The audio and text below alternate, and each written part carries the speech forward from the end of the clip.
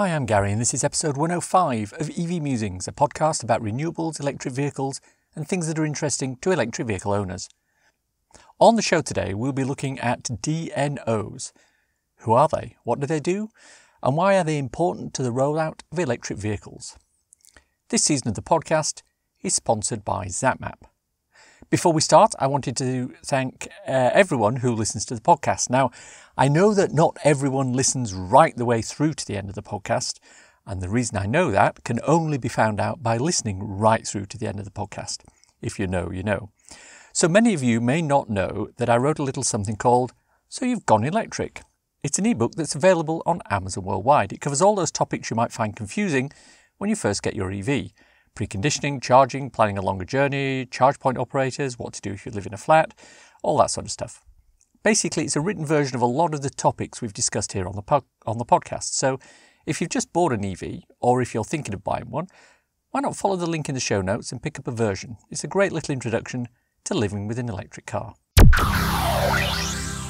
Our main topic of discussion today is DNOs. If you've ever listened to discussions with any of the charge point operators or even people who install charge points at your house, chances are you'll come across the term DNO. It stands for District Network Operator, and it's a topic a bit like the dark arts in Hogwarts, about which not many people know a lot of detail. If you've listened to the Roundtable episode from last season, and quite a lot of you did, it's now the most downloaded episode of the podcast, you'll have heard me chat with Stuart Reid, who works for SSE, Scottish South East Electricity, who are a DNO. And I'm delighted to welcome Stuart back to the podcast for a longer, more in-depth discussion. Welcome, Stuart. Hi, good to be here again. Thank you very much for your time. I appreciate that. Could you just remind everyone of your title and your role, please? Yeah, so I'm Stuart Reid. I'm the head of Future Networks. It's actually SSEN, so it's Scottish Southern Energy Networks. My apologies. And to be honest, that's probably one of the things we want to talk about, actually, is how the whole industry is structured, because it's incredibly complex. And so it's very good to help people to understand how it's arranged to some extent. Okay, well, let's jump into that. Tell me what a DNO does in general, and then what your role involves specifically. Yeah, right. Well, a DNO, we move the electricity from A to B, basically. Yeah.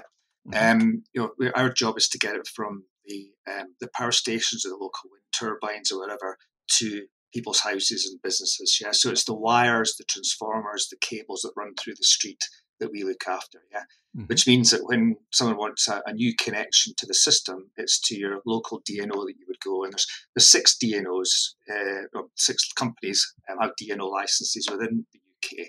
And there's also another thing there, which is an independent distribution network operator, which is some independent companies that run small networks sort of dotted around about the country as well. So that's what a DNO. That's sort of very different from your suppliers, the person that charges you, sends you the bill, if you like, and deals with the metering side of things, mm-hmm. and the generators that produce the energy. So we're like the road network of the system, yeah, moving things around. All right. So how does that differ from the concept what people know as the national grid? Yeah, national grid, they do sort of bulk transfer of energy from specific points around the country, and that's where we link into. Yeah, so they do the great big transmission lines that run across the country. So they'll move from very, very large amounts of energy from one place to another. Other than very large industrial customers, they generally don't deal with individual connections to individual properties. That would be your local distribution network. Okay, so for example, if we look at some of the offshore wind that we've got out in the North Sea there, that comes in from whoever owns that offshore wind thing into the national grid. They'll then send it down and it will then go into your particular aspect of the distribution network, and then you'll pass it on to the individual. That's exactly it, yes. And then we move it around locally. Okay. Right to the little grey box that's called a cutout that sits in your house. Yeah. So what does your role involve specifically? Yeah, well, my job in Future Networks is to basically look out for the sort of challenges that are coming our way in terms of what we're going to have to change on the system to make sure that we can cope with the uptake of low carbon technologies. How can we reduce the carbon that our system itself uses as well? How can we improve its efficiency? And basically, keeping ahead of the changes that are happening round about us. So a large proportion of what I do is looking after our innovation portfolio. So we've actually been innovating on the theme of electric vehicles for over 10 years now, with projects like My Electric Avenue, which was done quite a few years now, that looked at how people would charge and what impact that would have on the network. So it's that sort of discovering what's going to happen when these things then occur, and also making sure we've got the tools available when the time comes to deal with these changes as well. Interesting. So what are sort of the biggest challenges that you encounter day to day trying to do that? Well, the biggest challenge is basically at the moment is the uncertainty associated with the uptake of low carbon technology, and to be honest, that is getting simpler and simpler as days go on. If you were to talk maybe 5-6 years ago, as you well know, and there's still a lot of skepticism around about various technologies for the heat pumps or the electric vehicles or whatever, but that is day by day becoming less and less of an issue. So that was certainly one of the things, and another aspect is the challenge is kind of understanding how quickly and where low carbon technology is going to appear in the system. Because one of the things that you need to understand about a DNO is that the way we get paid effectively is that we have a regulator that's called Ofgem, and every 5 years we go to Ofgem and we have to tell them how much money we expect to spend on the network. And their remit is to stop us building too much network and putting up customers' bills as a result. So we have to justify every bit of expenditure that we put into our system. And that leaves you with a quandary, because especially as things start to ramp up with low carbon technologies, you need to be able to invest ahead of need effectively to allow these assets to, these low carbon technologies to connect. But you also need to show that you're not unnecessarily reinforcing networks and spending money that could actually be saved instead. So that's a big challenge, that balance between uncertainty and certainty. Is that getting a lot easier, or, well, a little bit easier now that the government has sort of set us on this mythical path to net zero? Yes, it is. It's definitely getting easier. The regulator has woken up to the challenge here, and there's a lot of government like momentum that's helping to reduce that uncertainty. It does still leave you with the challenge of which particular locations and what specific things are going to be required where, right down to sort of the macro level. But at a sort of policy level, it's definitely getting easier. Yeah. Interesting. Let me just look back a little bit. You talk about the funding for DNOs coming through Ofgem. Are they the people who fund you, or do they take money from somewhere else, so from the power companies themselves to fund you? What's that mechanism? The way we're funded at a basic level is that we agree with Ofgem how much money is going to be needed to run the network over a set period of time, including all the reinforcements and things that are going to be required for low carbon technologies. Yeah? And there's a very prolonged process we go through with Ofgem to where they kind of convince themselves that that's value for money for customers. Yeah? And once that's agreed, then the cost of running the network is spread over all the customers in our area. Yeah. And so there's a small proportion of everybody's bill is made up of the cost of looking after the network and reinforcing the network for low carbon technologies, or any other reason for that matter. Yeah. Right. That's interesting. Actually, one of the interesting consequences of this is people sometimes, the reaction to that is, does that mean my bills are going to be going up because of low carbon technologies? And it's an obvious question to ask, but actually, when you sit down and do the sums, it's a bit like a road. If you've got one car going along a road a day and you're charging that car for the entire cost of that road, that's going to be a very, very expensive car journey. Yeah. If you've got 1 million cars going along that road every day, the cost per car is much, much less. It's the same with energy. If low carbon technologies like electric vehicles, heat pumps are going to increase the utilization of the networks that we already have. So when you divide that cost out across everybody, what we're expecting to see is the actual cost per unit of running the networks will be less than it would be if you didn't have that growth of energy going through the network. Now, that's a modelling question. It's not necessarily absolute, but that's what we expect to happen. And that's been reflected in some of the publications that Ofgem have put out recently as well. I mean, we know from people like the National Grid that they've said that infrastructure can support, 30 million electric cars. But we know from experience that there are going to be certain areas in certain parts of the country where local infrastructure can't deal with some of the power needs. I mean, I mentioned before on the podcast that there are reasons that there are very few chargers in the middle of Dartmoor. And it's because, there isn't necessarily the infrastructure there to deal with that. So who has that responsibility to upgrade the local infrastructure, and how's that paid for? Yeah, in terms of the network, we have a effectively license obligation to provide supplies for anybody that applies. Mm-hmm. But that's charged for, and this is another hot topic at the moment as well, which is the way that we charge. Now, if you're applying for a new connection at the moment, you're upgrading a connection. The way it works is that the equipment that's close to your property and is only supplying you, mm-hmm. And some of the stuff local to you, you pay for, But if we have to, let's say, reinforce a transformer that's 5 miles away from you because of your new connection, you don't pay for that. That's spread across the bills of all the customers in the UK. Yeah, mm-hmm. And that's what they call like the depth of charging. Yeah. Now there's a consultation going on at the moment that Ofgem are doing that are looking at the idea of making it what they call shallower. So that means that more of the costs of a new connection or an upgrade is actually paid across all of the customers. It's socialized, if you like, mm-hmm. And a lower proportion is actually paid by the customer that is connecting. Right. Yeah. Now that has implications, but also it can also make decarbonisation easier. So it's quite a politically sensitive kind of topic because there's so many different angles to it. But that's how it's being considered and what's being thought about at the moment. Okay.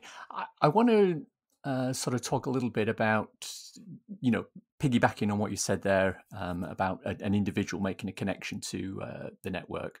But I'll come back to that in a second, because at a larger or a macro level, when we're talking about the National Grid, do they say to you, for example, here's 30 gigawatts of capacity for a specific area and you manage it as you wish? Or is it a bit more complex than that?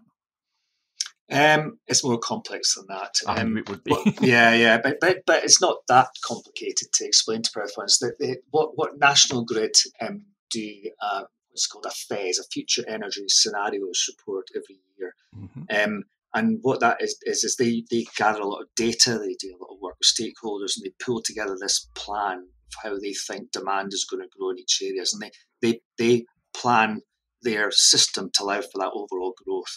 But we also do what's called a distribution or distributed FES, which is a local version of that. So each individual area in our network will do engagement, we'll speak to local authorities and also different organisations to understand what the patterns are going to be in that area specifically. And what effectively happens is you blend these two things together, and that creates the plan for where you're going to have to reinforce and make capacity available in the system. Yeah, absolutely. That makes sense. If we then sort of take it down to a lower level, one of the things I'm considering doing within the next 6 months is sticking some nice solar panels and a battery on my house. Now, why, for example, is there a limit on the amount of solar that someone can install privately without needing DNO intervention? What's the criteria for that? It's the laws of physics, basically, and safety. One of the things that you have to bear in mind with a distribution network is that we rely on diversity. Yeah. And again, kind of using the road analogy, it's a bit like roads rely on diversity. If everybody in a town decided they were going to go out in their car at exactly the same time, the road network wouldn't be able to cope with it. And it's just the same with electrical networks. We rely on the fact that there's diversity in the way that people use energy. So when you put new demands on or new generation sources that are continuous in nature, like they're always on. So a solar panel is always on through a sunny day. A heat pump is always on. An electric car is on for a significant amount of time when it's charging from empty. And these things basically overload that diversity on the system. They make the roads too busy, effectively, using the analogy again. And that's why we need to be able to have a look at each individual application and see what sort of impact it's going to have on the system.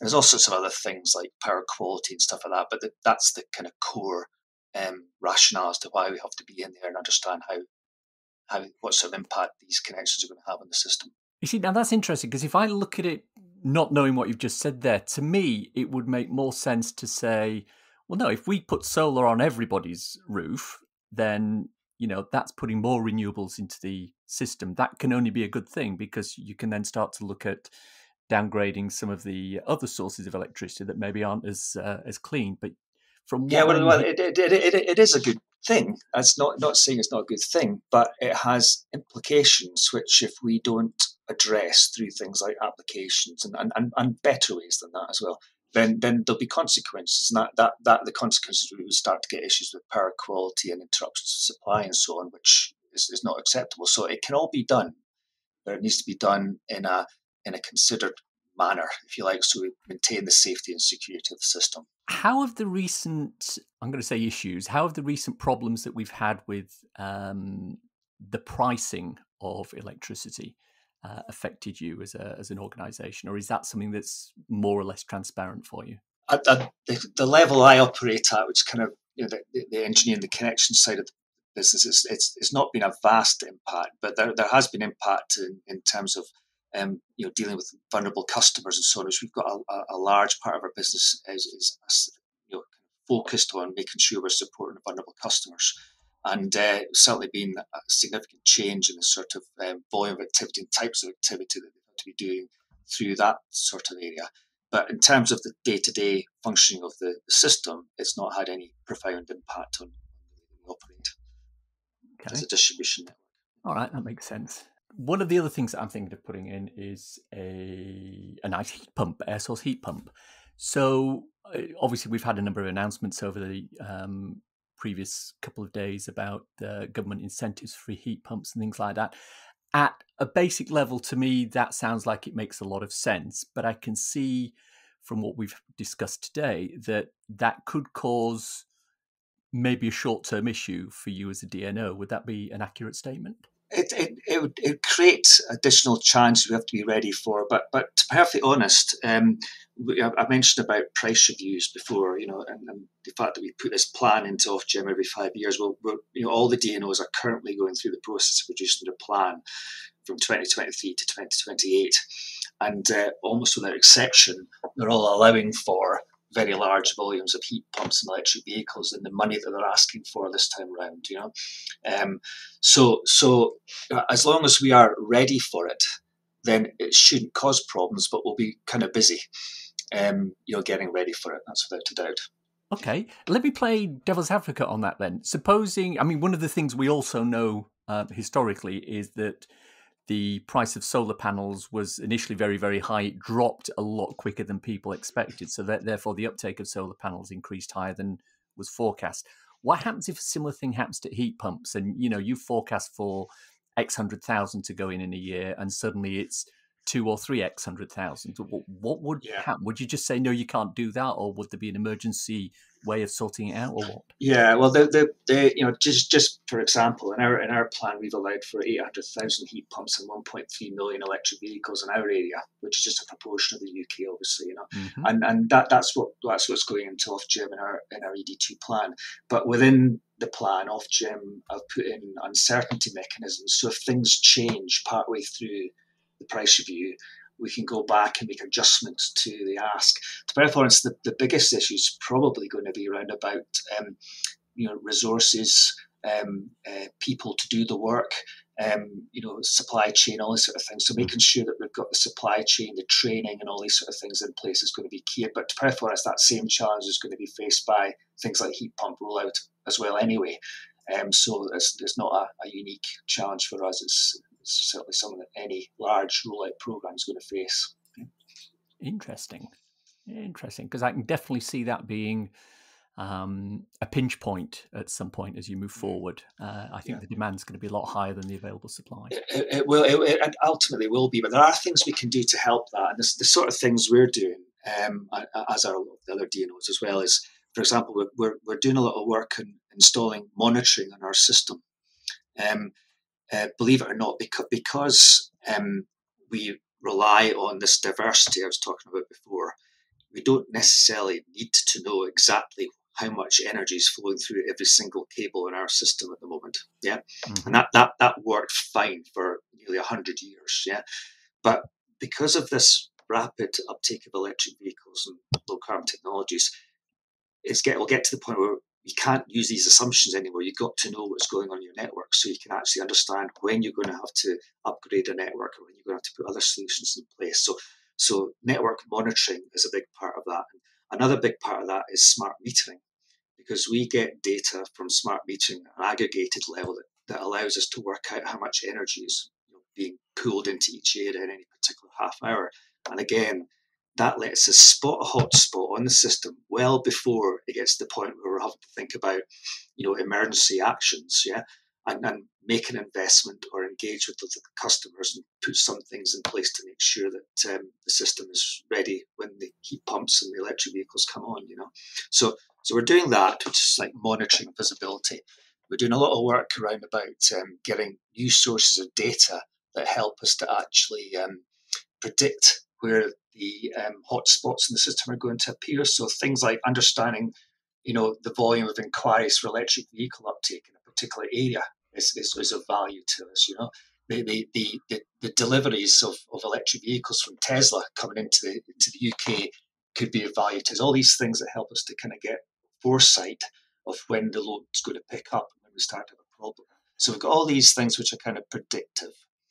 And then we've got a whole other generation of things which we then do as a reaction to that. So, for example, one of the things that we do know is that if people use a smart charger in the home and set that charger up to charge at the off-peak times, although it doesn't help in every instance, in most instances, that means we can get more vehicles connected in any one street than we would be able to if everybody just plugged in and started charging when they got home from work.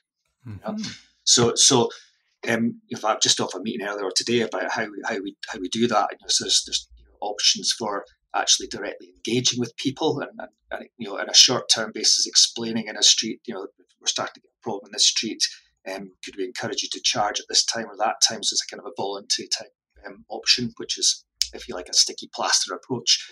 And then there's more sophisticated approaches, the sort of thing that Octopus do already, where they've got specific tariffs for charging it. Well, using that a bit more creatively to help to solve some of the network issues as well.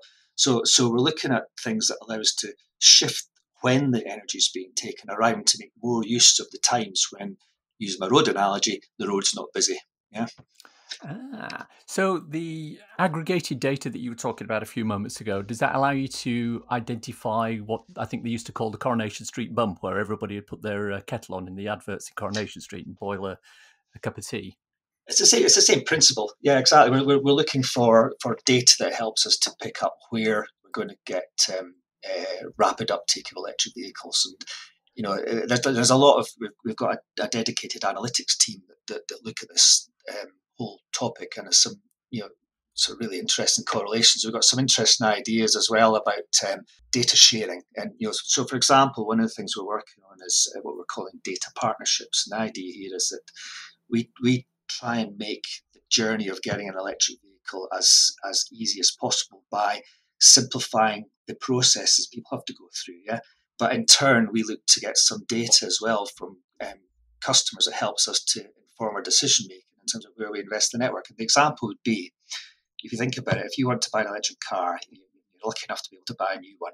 You go into the showroom, you speak to the salesperson, and they'll talk you through the car, and you'll go away. But when you go away, you've still got to deal with getting your charge point in, checking your connections up to scratch, getting your grant and all the rest of it. So one of the things we're hoping to do using digitalization is to open up our systems so that someone can, develop an app, let's say, that the salesman has in their hand. Yeah. When you go in and ask for an electric vehicle, they'll ask you for your postcode and your consent, obviously. Mm-hmm. And on the back of that, they're able to say, well, actually, we've just pinged the DNO, and the DNO says your house is ready for an electric vehicle connection now. Yeah. We just pinged the EV charge installation company, and they can be there on the 14th of July. And we've just applied for your grant. And would you like me to tick the box here to purchase the car? Salesman's dream, I have to say. But still, as well, the whole point is you're removing the friction that you get when you try to go low carbon at the moment. You know, I've got an electric car. My dad's got an electric car, and my dad in particular, the pain he went through trying to get that car sorted out and the charge point in the house and everything was really bad. And anything we can do to remove that friction from the whole process, not just the DNO bit, from the whole process, it's got to be worth quite a few million tons of carbon earlier. You know. Oh, absolutely, completely. I mean, that's a fascinating sort of proposal, and I think it's not beyond the realms of possibility that it can happen.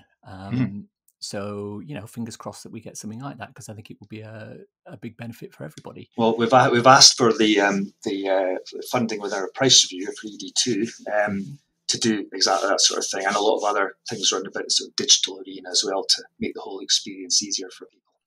Wonderful. Now that's obviously at an individual level. Let's take it up a level to our good friends, the charge point operators. Now, I talk on this podcast quite a lot about the need for more chargers everywhere, and I think that's an accepted fact. We have an infrastructure which needs to progress at a rate to be able to accommodate the large number of electric vehicles that people want to buy, or that the government thinks that we ought to have. So, at the moment, we have the vast majority of chargers are, it's one unit and it's round the back of a pub or a hotel or something like that. But we're now starting to see, if you take Tesla out of it, you're now starting to see the increasing number of hubs, 4, 6, 8 different units. So when a CPO decides that they want to do that, what's their process? Do they come and speak to you first, or do they just go ahead and sort of say, right, we're going to do that, and then hope that you can accommodate it, or what's that process? Yeah, this is, to clarify, it's one of the things that would make the whole process simpler, is that as soon as people are thinking about doing these sort of things, large scale charge points, is engage with your DNO early.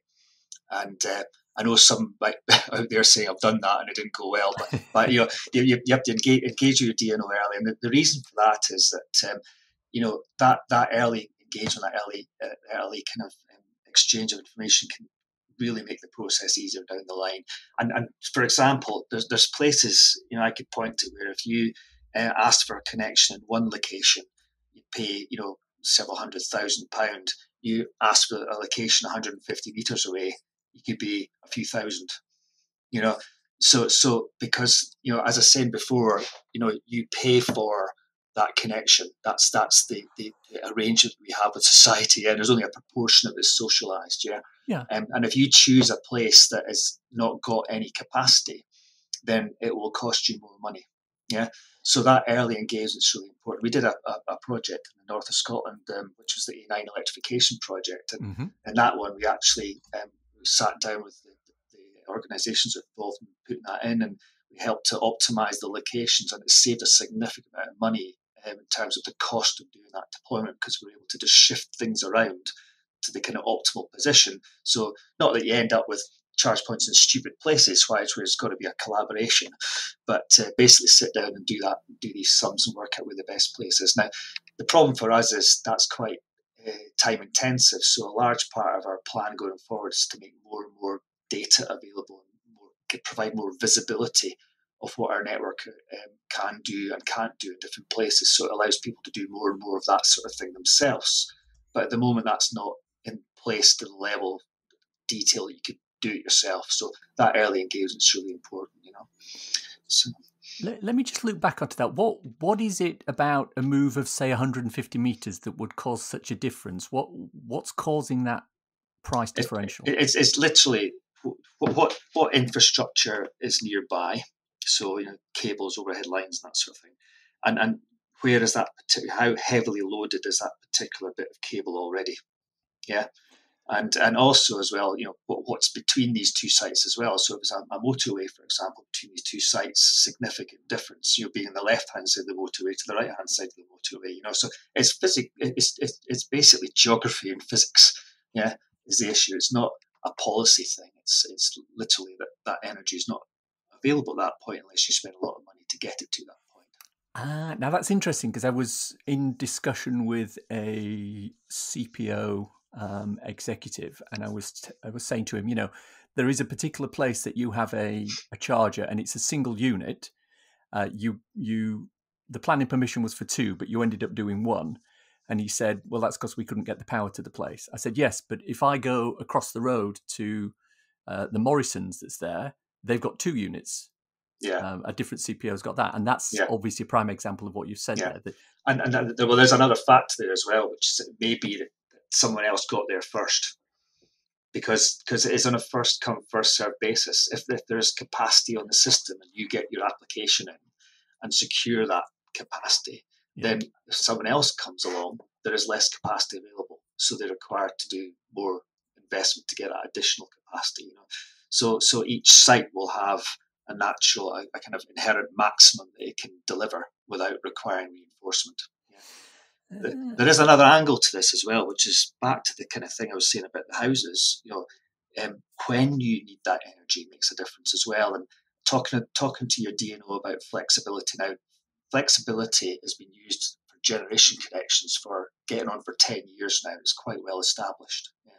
For demand, it's new. So different DNOs are at different levels of maturity with this, but all DNOs are kind of pushing towards offering demand flexible connections. And what that might be, you might find at some sites that actually from 4 p.m. to 8 p.m., you can have half of the capacity you're looking for. Mm-hmm. The rest of the day, you can have all of it.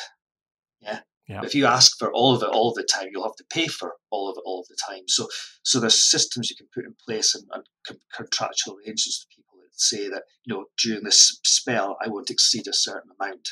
And that means that you can, for example, have a fast charging station that maybe has slightly restricted charging at certain times of day, or maybe has less charge points available, or maybe even integrate energy storage with the charge point as well to tell you to bridge that gap. So there's lots of options around about flexibility, but I will caution that it's a relatively immature solution. So different DNOs are working up at the moment. We work through the things called the Energy Networks Association, where we're trying to make sure that we're coordinated and offer the same services around the UK between all the different DNOs when it comes to things like flexibility. And I believe that's the topic that you chose to discuss when we did the round table about maybe making variable power available to a particular charging location at different times of the day. And I think that's basically what you mentioned there, isn't it? That's exactly it, yeah. Mm-hmm. Fantastic. Now, the big question I always have, and it may be something that we've already sort of discussed in this conversation, is why is it that, for example, I'm sitting at a charger from an unknown CPO or an unmentioned CPO, and I'm pulling 30 kilowatts, and yet not 100 yards away, there are 8 or 12 Tesla superchargers that are all there pulling 150, 250 kilowatts. So does that go back to what you said about first come, first served? Yeah, that's exactly it. And what you're willing to pay if you have paid for an upgrade as well. Yeah. Now, the only kind of upside to that as well is if someone does go into an area and does trigger a reinforcement and have to pay for that, if a second person then comes along and jumps on the back of the money you just spent getting that connection, there's a sharing mechanism where you get some of your money back. There's all sorts of rules around it. If you want to know more about that, you need to go into a website or something like that. But there's a sharing mechanism. But ultimately, the answer to your question is yes. It's whoever gets there first and gets that capacity. Yeah, and after that, you have to pay a higher fee effectively to pay for the additional work that gets done. Okay, so if Tesla go in and say, right, I want to put a bank of 12 superchargers here, and they pay for the network to be upgraded or whatever to get that, and then let's say Osprey come along and say, all right, we want to put some of our new Kempower chargers there, 4 or 5 of those. There could be some sort of a sharing agreement on the power. If in that scenario Tesla had put in a big enough connection that there was spare capacity on it, and they hadn't sort of contracted for that spare capacity, then that additional capacity can be made available to the new customer, and there's a sharing mechanism there, which means that some of that cost would be offset. Okay, and when you talk about increasing the capacity to a particular location, are you talking about putting a substation in, or is it a lot more complex than that? It can be very different at different places. It could be, putting a new transformer in an existing substation, just a bigger one, is quite common. But sometimes the impact goes all the way back through the network, right back to where we connect to National Grid. And this is where you get some of the most complex ones. Sometimes the total demand in an area of our network has got to the point where the National Grid connection is no longer big enough. Yeah. Mm-hmm. And that triggers them to do a reinforcement.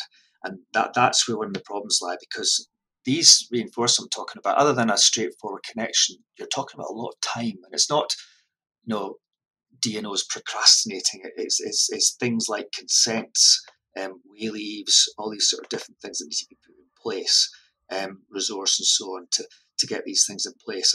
And on occasions that reinforcement can ripple all the way back to National Grid, and you end up with a super grid transformer, which is the size of a small house, having to be changed. And it's not that particular connection triggered that. It was just it was the needle that it's the straw that broke the camel's back. Better get that one right. So presumably that would account for things or situations such as not more than about 3 miles away from where I live, there is a motorway service area, and it's got obviously a northbound and a southbound. There are a bank of Tesla superchargers on the northbound that have been active for 3 years. There is a bank of Tesla superchargers on the southbound that have been installed for 3 years but have never been switched on. Is it possible that that's one of the reasons why that's happened, because something further down the line has needed work that just hasn't got? I have absolutely no idea, but it's not beyond the realms of possibility. Maybe in a scenario, but it's unusual for you wouldn't go beyond until your connection is accepted. You know what the delay is going to be at that point.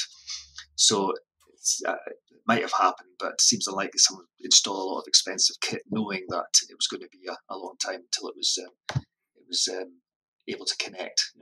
But I literally know nothing about that scenario you're talking about. But we do know that there are a number of chargers that have been installed at certain locations, and when we speak to the CPOs and say, when are these going to be turned on, they're going to say, oh, well, we're waiting for the power, or we're waiting for the DNO, or we're waiting for something.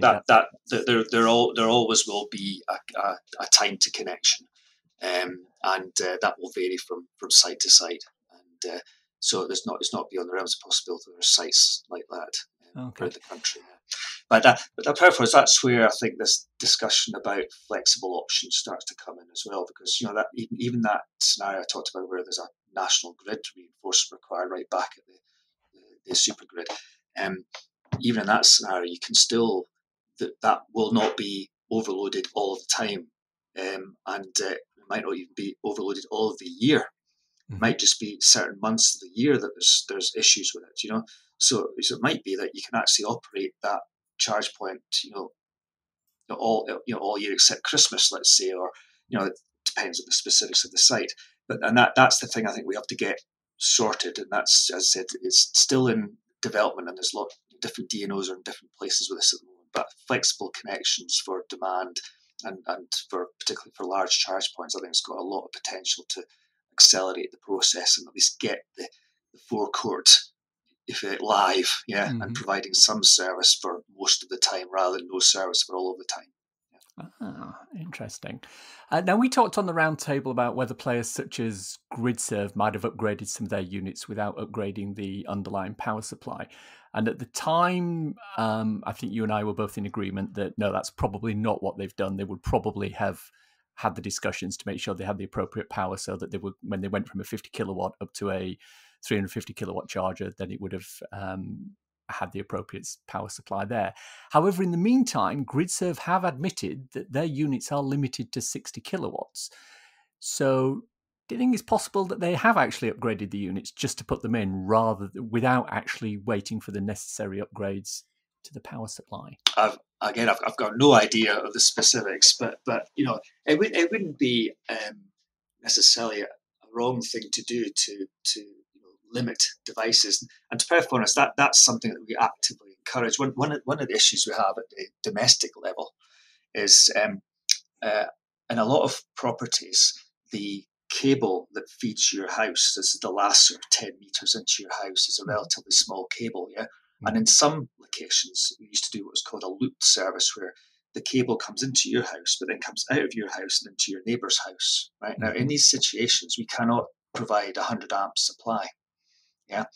So at the moment, there's a sort of checking process to make sure that your house isn't connected that way. Yeah, and that's delaying things. Yeah, it's slowing down the process. So one of the things that we are working on is limiting the charging output of a smart charger, domestic smart charger. And this is standard. It's standard, the one I've got in my house here.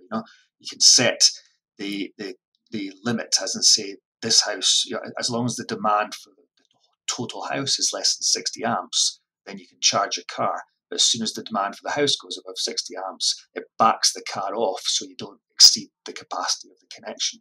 And that's a really good practice. What it means is you can connect your domestic EV charger immediately, knowing that it's going to be load limited, which means you don't overload the system and cause safety issues. Yeah. Well, the same could apply to some of the larger commercial ones where you limit the current to make best use of the capacity you've got available, knowing that in future an upgrade will come along, you'll be able to ramp that capacity up and get the full value out of it. Interesting. So presumably with somebody who may also have a heat pump in their house, that would effectively alter the available amperage that they've got. It's an interesting one, heat pumps, because heat pumps are challenging from a networks perspective in the sense that it depends how well they're designed. A poorly installed heat pump will run more or less continuously in cold weather, and actually they've got electrical heating elements that come on when it's particular cold, which can actually cause a lot of demand constantly. One of the advantages of an electric vehicle is that it's not sitting there on charge all the time. There's scope to move the time around a bit. Yeah, whereas heat pumps, particularly if they're under spec'd, don't have that. Now you can spec heat pumps, so they can provide flexibility, and there's a lot of work going on to understand how much flexibility you can get from a heat pump and how much that allows you to move the demand around during the day to get more systems on, because otherwise you just lock out the capacity in that particular house all day. So there's a lot of kind of, when you start to stack electric vehicles on top of heat pumps, it does start to get more and more challenging, which is why ultimately you do need to reinforce the networks in a lot of places to allow these things to work. And that's why we're kind of moving now to try and get that program up and running. Now, how much of that will be mitigated by... No, let me step back. We know from discussions that a lot of people have had, particularly Robert Llewellyn on the Fully Charged podcast, that if you go to somewhere like an oil refinery, the amount of energy that oil refinery needs to actually create or make that oil into petrol and diesel is pretty phenomenal. Yeah. I've heard rumors of an oil refinery could need the same amount of energy as somewhere like Coventry. Now, whether that's accurate or not, I don't know, but I would imagine it's not insignificant. Now, as electric vehicles increase, the need for petrol and other fossil fuels decreases. So the amount of energy that we're going to need to run those oil refineries is going to increase. Presumably that's all in the plan, and that will have some sort of an effect on the things that we've just been talking about. As in specifically oil refineries demand growing? No, oil refineries demand decreasing, which is going to free up capacity. Offset. Yeah. At a kind of national level, that will have an impact. But at a local level, from a distribution perspective, it's unlikely to, because generally speaking, you don't get these sort of loads in the same location as the new loads that are coming on. So it doesn't offset one against the other. The one thing that does, though, and is absolutely valuable, is energy efficiency. Energy efficiency in the home frees up capacity without a doubt. And in fact, we did a project called SAVE on this, which demonstrated that it's actually more effective to put money into encouraging energy efficiency that in certain situations is to reinforce a network. So I think if you are doing heat pumps without also doing energy efficiency alongside it, is just making it hard work, and bear in mind as well, the energy efficiency reduces the cost of running the home as well, which is going to be a good thing as well. So it's kind of it's almost a no-brainer that energy efficiency should feature in this, and that does save energy in the same location that you need the energy, and that therefore has an impact for the distribution networks. And presumably when you talk about energy efficiency, you're talking particularly about things such as making sure the house is fully insulated, so you're not actually losing the energy that you're generating. Absolutely, yeah, and energy efficiency, lighting, appliances, all these things. Right. Relevant. Okay. Well, that then brings me on to sort of the last two questions that I've got, one of which is piggybacking on what we've just been talking about with the public and energy efficiency. What do you wish members of the public knew about DNOs that they don't? That they don't. I think some of the things I talked about before about how we are paid would be good that people know that everything we do is socialized. So if you're shouting for new infrastructure and it's not going to be used, it will end up on everybody's bills ultimately. And you could argue that for any company or any organization, despite what people say, everything ends up on the bills, Yeah. And I think that socialized aspect, I think, is really important to convey. Yeah. And I think the other thing which I talked about earlier on is how we are distinct from suppliers and generators, because I think people see a kind of conflict of interest in what we're doing, but we don't actually have that because we don't deal with these aspects of the system either, And I suppose the other thing I'd want people to know is we genuinely do care about achieving net zero.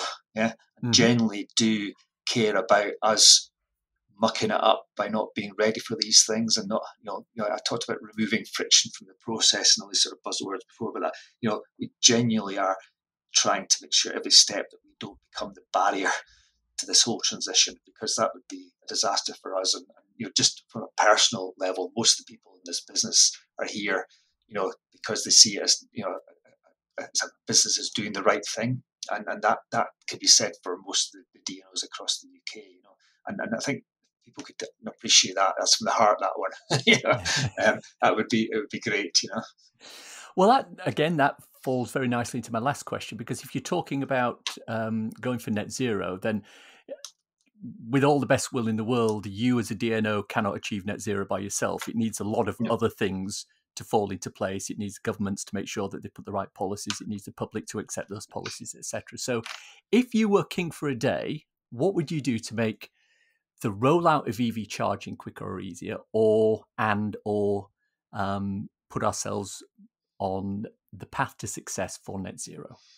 I think it's not like a kind of eureka thing, but the one thing I would do would be I'd back off this over dependence on markets for the rolling out of EV charging points, because it's never going to end up with all the places it needs served being served. So if you're relying on someone seeing a business case for a charge point before anything gets rolled out, we'll be waiting a long time. And there's a model that comes from the Netherlands, which I think is a really good model.